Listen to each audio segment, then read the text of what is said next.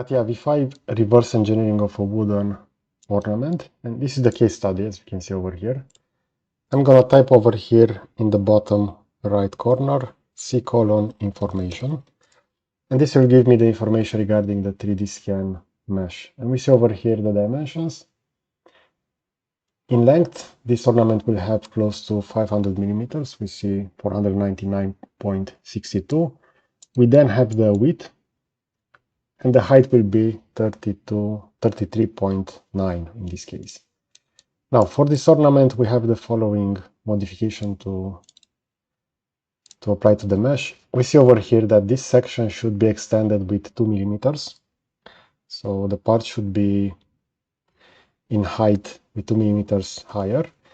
And over here on the back, this should have the following offset, 2 millimeters across this section, minus that top section and this one. Now let's take a look at how we can approach this within CATIA. So we have the scanned mesh over here. In this case, I use automatic surface in order to generate the following surface.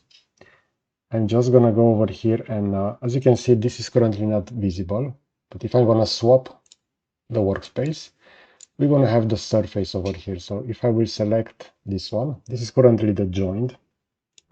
I can also go within surface, right click defining work object, and that will make this visible. Since I already processed this within a split and a follow-up join, that wasn't visible, but this is the automatic surface that has resulted in this case.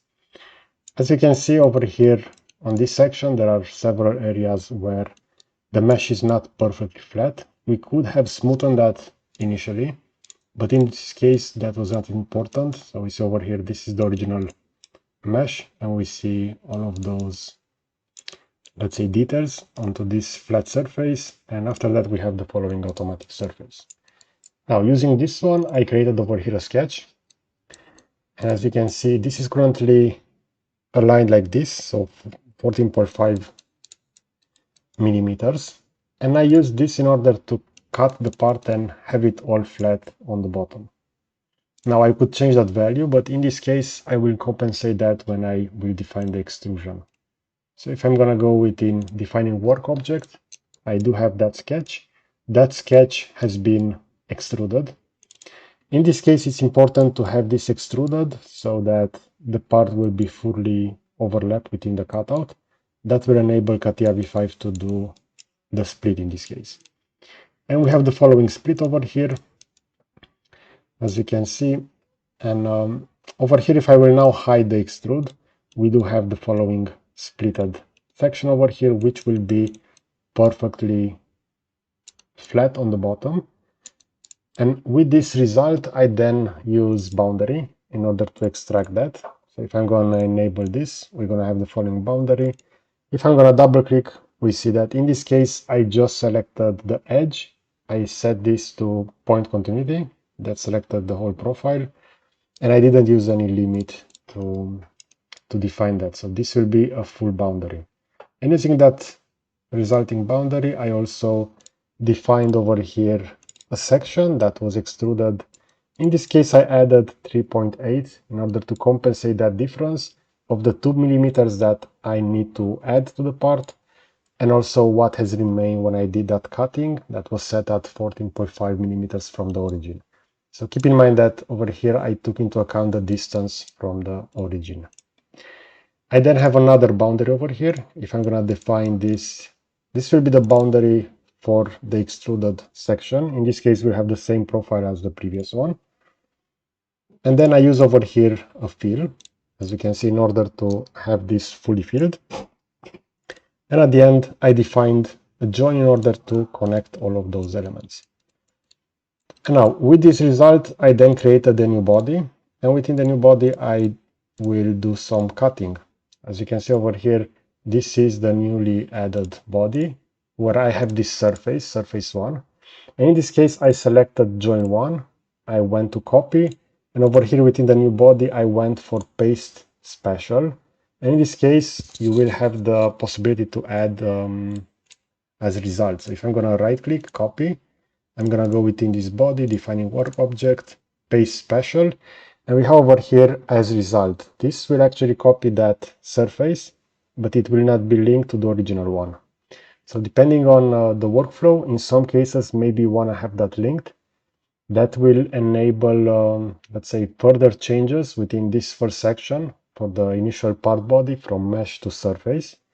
But I decided in this case to use this as a result.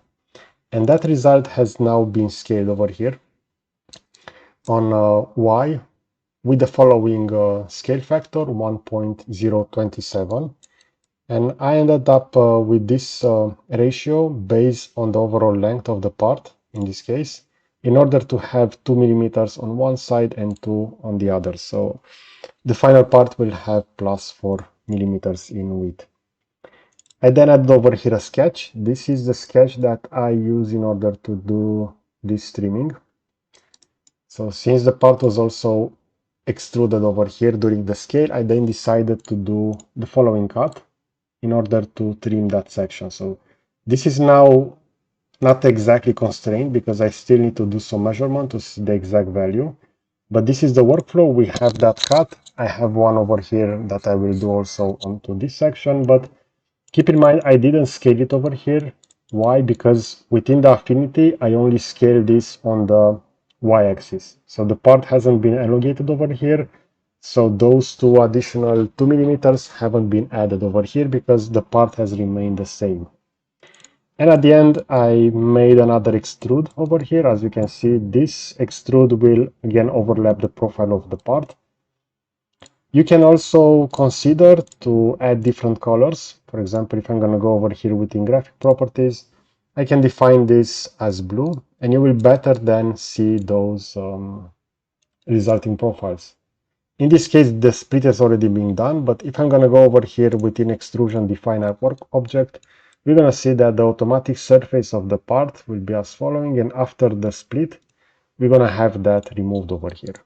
I can now hide this extrusion plane, and we do have this profile that is currently being open. We can use a boundary profile to have that selected and a fill tool. And at the end, we're going to end up with a resulting part, which will be as following.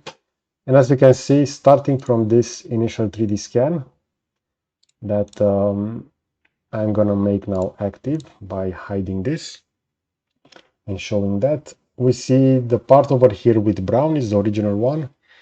The joined surface is on top, and after that we have the result that has also been changed according to the following modifications. So we have those 4 millimeters added on the y-axis of the part, and at the same time we also have the part elongated over here 2 millimeters on the bottom section.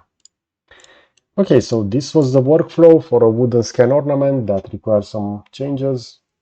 Let me know in the comment section if you have any additional questions regarding this workflow.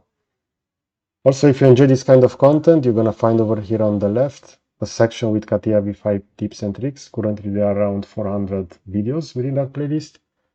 So you can consider to subscribe if you want additional CATIA, let's say, tips.